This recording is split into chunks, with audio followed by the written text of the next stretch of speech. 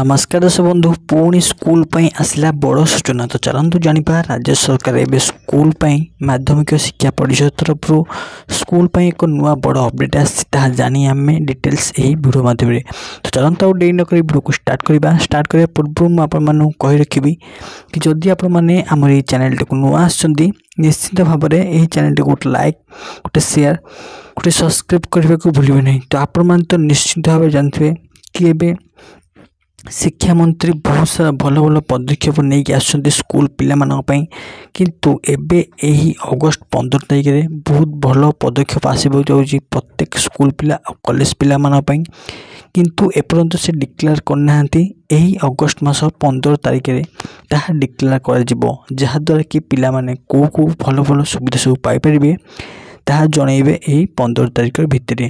चलतु आज वीडियो ये रखा देखा अन्य एक वीडियो। तो जदि आपने जानवा चाहते ये अपडेट कौन ताहले आमर ये चैनल सहित जोड़ी रही था। तो आज वीडियो मुझे रखुची देखा अन्य एक नया वीडियो रोची। जय जगन्नाथ।